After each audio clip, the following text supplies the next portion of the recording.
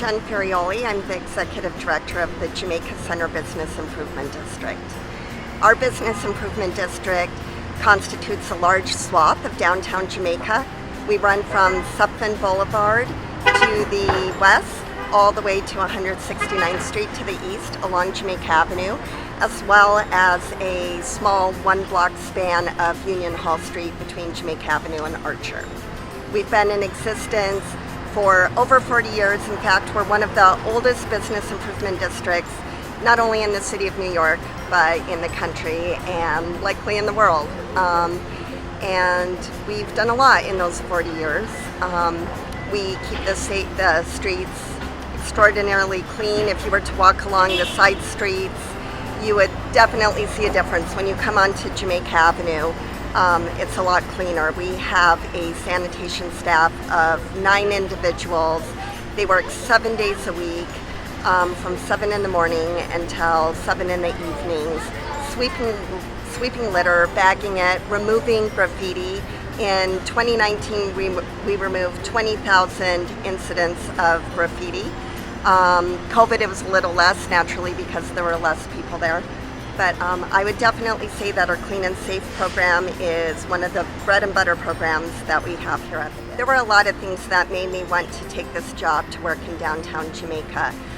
First and foremost, it's the amazing business community. There's a variety of businesses, from corporate national chains all the way to local mom and pop businesses. So one of the things that our organization is really starting to focus on is creating a sense of place and taking care of the infrastructure assets that are here.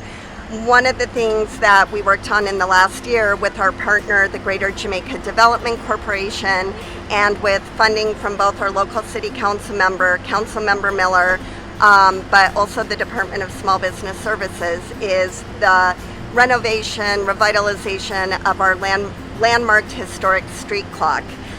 This clock had not been fixed up since the 80s.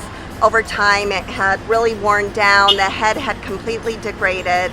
We now have a clock expert working on that clock. They're going to restore it to its original condition. It's one of the remaining standing street clocks that is out there by a company out of Brooklyn, and so when this is reassembled, it's just going to be a very wonderful place for people in the community to meet. If they're meeting someone for lunch at one of our restaurants or to go shopping, it's a notable, distinctive place where people will be able to gather. We also have a nice public space a few blocks down, and we are collaborating with some of our other civic organizations, cultural organizations, such as the Jamaica Center for Arts and Learning, King Manor Museum, A Better Jamaica, Cultural Collaborative Jamaica, the 165th Street Bid, the Queens Library. I hope I'm not forgetting anybody, and the Design Trust for New York City, to do a number of interesting, thoughtful, exciting placemaking experiments at Parsons Public Space. So that'll be launching this fall, and we can't wait. So in addition to keeping downtown Jamaica clean and marketing businesses, we do a lot of direct business assistance as part of our jobs. One of the things that we do is emergency outreach to businesses. So in the last year, we set up something called JBID Alerts. It's a cell phone text notification program whereby local merchants can enroll, and if there's ever an emergency or if we ever need to get urgent information out to our businesses, they get it on their cell phones. Cell phone messaging has a much higher read rate than email messaging, and it's a great way to reach some of our merchants that aren't necessarily plugged into typical digital models or just don't have time to be in front of their computer because they're on the sales floor or they're helping customers.